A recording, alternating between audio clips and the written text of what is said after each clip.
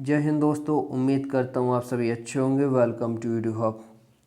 आज के लेक्चर में हम कंप्लीट करने वाले हैं भारत शासन अधिनियम 1935 को। इससे पहले हम 1773 से लेकर 1919 तक के सारे एक्ट कंप्लीट कर चुके हैं। इन सब का लिंक आपको डिस्क्रिप्शन में मिल जाएगा। देखो, जब ये एक्ट आया था 1935 का, तब ब्रिटिश में क्राउन थे जॉर्ज पंचम और भारत में वायसराय थे वेलिंगटन। जब 1858 का एक्ट आया तो जो भारत का गवर्नर जनरल है उसे वायसराय बना दिया गया था।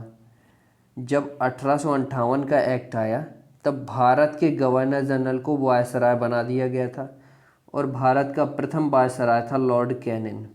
लॉर्ड कैनिन भारत का प्रथम वायसराय। और इस वक्त वायसराय कौन है? जब 1935 का एक्ट आया वो है वेलिंगटन।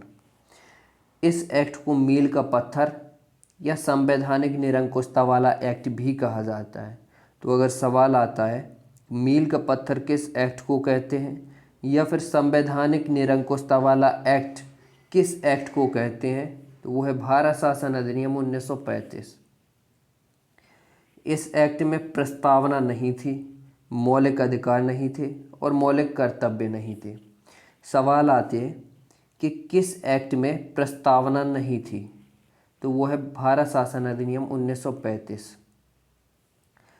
321 धाराएं, 10 अनुसूची और ये पारित हुआ था ब्रिटेन से 1935 अगस्त में। तो इसमें प्रावधान क्या क्या थे देखो। तो जब 1919 का एक्ट आया था तो प्रांतों में द्वैत शासन शुरू हुआ था। एक तरफ हस्तांतरित विषय बनाए गए और एक तरफ आरक्षित रिजर्व। जो रिजर्व विषय हैं इन पे कानून बनाएगा वायसराय और जो ट्रांसफर्ड हस्तांतरित विषय हैं इन पे कानून बनाएंगे कौन? मंत्री। इस एक्ट में क्या हुआ कि जो 1919 के एक्ट में द्वैत शासन शुरू हुआ था प्रांतों में, उसको समाप्त कर दिया गया और जो प्रांतों को कर दिया गया स्वतंत्र, मतलब एक स्थानीय स्वशासन प्रांत कर सकते हैं। प्रांतों में जो गवर्नर होंगे, अब जो प्रांतों में गवर्नर होंगे वो सीधा रिपोर्ट करेंगे ब्रिटिश गवर्नमेंट को, अब वायसराय को रिपोर्ट नहीं करेंगे।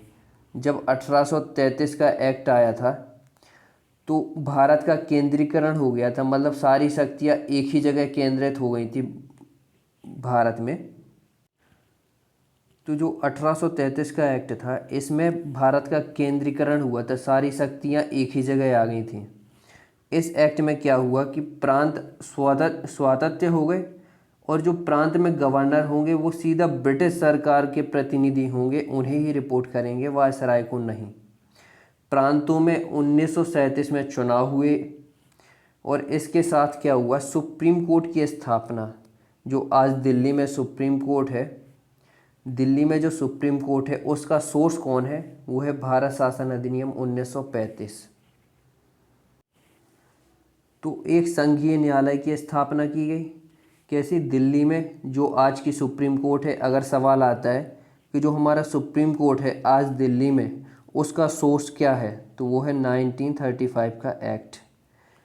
1773 के एक्ट में भी एक सुप्रीम कोर्ट बनाया गया था कलकत्ता में। ये नाम तो था इसका सुप्रीम कोर्ट, लेकिन ये था एक लोकल कोर्ट टाइप से, मतलब ये वहाँ का एक लोकल कोर्ट था जैसे सुप्रीम कोर्ट बोलते हैं।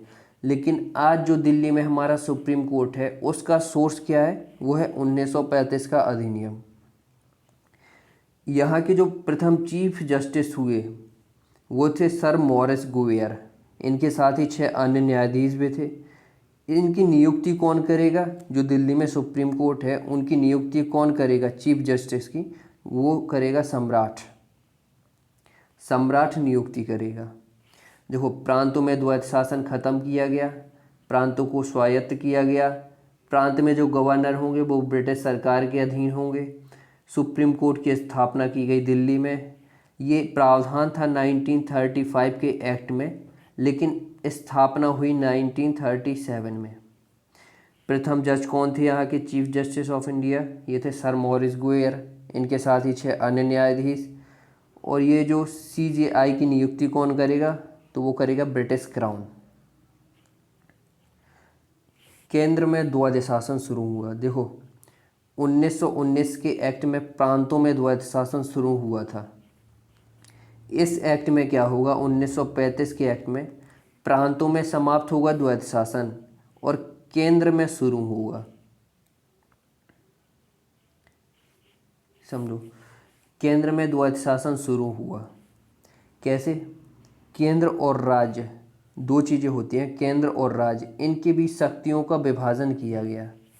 जैसे आज जो हमारा केंद्र है, केंद्र सरकार है और एक राज्य सरकार है, तो केंद्र किसी विषय पे कानून बनाती है, राज्य किसी और विषय पे कानून बनाती है। जैसे सेना से संबंधित, मिलिट्री से संबंधित कानून कौन बनाते हैं? तो केंद्र। और पुलिस से संबंधित कानून कौन बनाता है? वो है राज्य। तो यही शक्तियों का विभाजन किया गया। कब? 1935 के एक्ट में। केंद्र और राज्य के बीच शक्तियों का विभाजन। एक बनाई गई संघ सूची, एक प्रांतीय सूची, एक समवर्ती सूची। संघ सूची में विषय थे 59। संघ सूची में विषय 59 थे, लेकिन इस पे कानून कौन बनाएगा? तो वो बनाएगा वायसराय या फिर केंद्र। इसमें विषय कैसे हैं? विदेशी कार्य, मुद्रा, नौसेना, थल सेना, वायु, जनगणना और भी बहुत सारे विषय थे। लेकिन ये ऐसे विषय थे कि नॉर्मली कोई भी सोचकर बता सकता है कि जो मुद्रा है, मुद्रा के विषय में कानून कौन बना सकता है? वो केंद्र बनाती है। या सेना हो गया, कोई भी जल, थल, वायु, तो इनके विषय में कानून जो बनाते हैं वो कौन बनाता है? तो वो केंद्र बनाती है। एक बनाएगी प्रांतीय, इसमें 54 विषय थे। अब देखो, जो पुलिस से रिलेटेड कानून है वो प्रांत या राज्य ही बनाता है। लोक सेवा आयोग, शिक्षा से रिलेटेड, तो ये सभी चीज़ें जो विषय हैं ये प्रांतीय सूची में रखे गए। इन पे कानून से प्रांत बनाएंगे, राज्य बनाएंगे। समवर्ती सूची, इसमें 36 विषय थे। समवर्ती सूची में था कि केंद्र और राज्य दोनों ही कानून बना सकते हैं इस विषय पे। जैसे सिविल प्रक्रिया, विवाह, जैसे गोवा में समान नागरिक संहिता चलती है। मतलब इसमें ऐसा है समवर्ती सूची में कि जो भी विषय रखे गए हैं उन पे केंद्र भी कानून बना सकती है और राज्य भी कानून बना सकती है। एक और सब्जेक्ट लिया गया, ये है अवशिष्ट सूची। ऐसे विषय जो कहीं डिफाइन नहीं है, कहीं भी डिफाइन नहीं है, उस पे कानून कौन बनाएगा? केंद्र बनाएगा, वायसराय बनाएगा।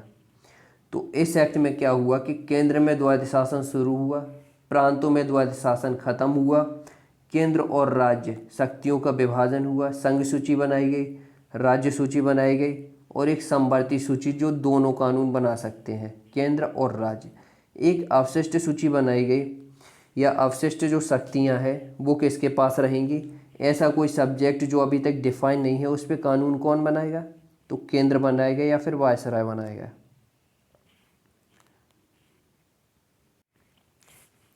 जो आर्टिकल नंबर 246 है, आर्टिकल नंबर 246 और अनुसूची है 7, इसमें दिया है केंद्र की शक्तियों का विभाजन, केंद्र और राज्य की शक्तियों का विभाजन। ये तो है जो ब्रिटिश से कानून आए उसमें है, 1935 में शक्तियों का विभाजन था। लेकिन जो संविधान में है तो वो है अनुसूची 7 और आर्टिकल नंबर 246 में केंद्र और राज्य के बीच शक्तियों का विभाजन है। संघ सूची बनाई गई, राज्य सूची बनाई गई, समवर्ती, अवशिष्ट सूची, तो ये सभी कहाँ पे है? आज संविधान में यह है 246, आर्टिकल नंबर 246। इसके साथ क्या है, एक संघ बनाया गया, अखिल भारतीय संघ की स्थापना। इसमें क्या था, एक संघ बनाना था, संघीय व्यवस्था बनानी थी। जो ब्रिटिश प्रांत हैं, ब्रिटिश प्रांत 11 थे। चीफ कमिश्नरी क्षेत्र, एक तरह से यूटी जो केंद्र शासित प्रदेश होते हैं ये उस टाइप से थे। चीफ कमिश्नरी क्षेत्र ये 6 थे। और जो देसी रियासतें थी करीब 600 से भी ज़्यादा। इन सब को मिलाकर इनका मिलना भी अनिवार्य था। अगर ये अखिल भारतीय संघ बनाना है तो इन सब का मिलना अनिवार्य था। लेकिन ये कर दिया गया, जो देसी रियासतें हैं ये अपनी इच्छा के आधार पे शामिल होना चाहे तो हो सकती हैं। जो ब्रिटिश प्रांत है वो तो अनिवार्य रूप से हो जाएंगे शामिल इस संघ में, लेकिन जो देसी रियासतें थीं उनकी इच्छा पर डिपेंड करता है। तो देशी रियासतों ने इस संघ में आने से मना कर दिया, इनकार कर दिया, इसीलिए ये संघ नहीं बन पाया। देशी रियासतें संघ में सम्मिलित नहीं हुई, इसीलिए ये संघ नहीं बना। मतलब ये वाला फेल हो गया था, ये संघ नहीं बन पाया था क्योंकि देशी रियासतों ने मना कर दिया था और ये था इनकी इच्छा के ऊपर। तो जब देखो अखिल भारतीय संघ नहीं बना तो यहाँ पे क्या था, संघीय विधानमंडल बनाया गया। जैसे द्विसदनीय व्यवस्था जो 1919 में थी, इसका विस्तार करा गया। 2 सदन थे, एक उच्च सदन था, एक निम्न सदन था। जो आज की राज्यसभा है वो उच्च सदन है, जो केंद्र सभा है, लोकसभा है, वो निम्न सदन है, जो आज की संसदीय व्यवस्था जैसी है उस तरह से। तो जो संसदीय प्रणाली, एक सवाल आता है कि संसदीय प्रणाली कहाँ से ली गई है, तो वो ली गई है ब्रिटेन से, क्योंकि उन्हीं का शासन रहा है, उन्हीं ने अपने हिसाब से व्यवस्था बनाई है। तो इसमें क्या था, उच्च सदन में ये 260 सीटें थी और निम्न सदन में 375 सीटें थी।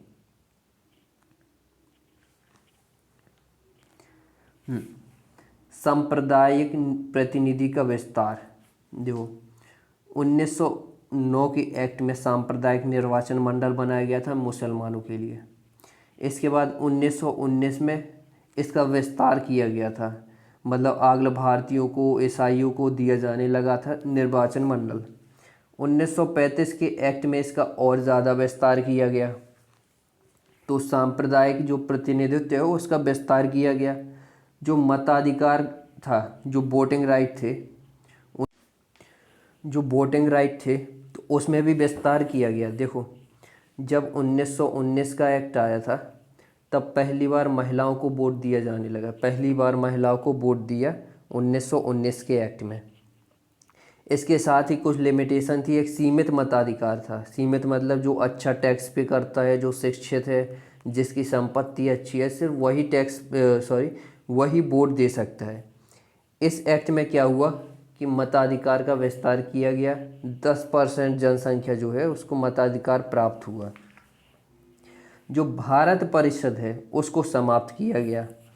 देखो जब 1858 में कंपनी की समाप्ति हो गई, कंपनी ख़त्म हो गई, इसके बाद शासन कैसे हो रहा था, तो ब्रिटिश में बनाई गई थी एक भारत परिषद। अब जो भारत में शासन करेगा वायसराय, वो रिपोर्ट करेगा भारत परिषद को। भारत परिषद रिपोर्ट करेगी ब्रिटिश संसद को, ब्रिटिश संसद रिपोर्ट करेगी क्राउन को, राजा को।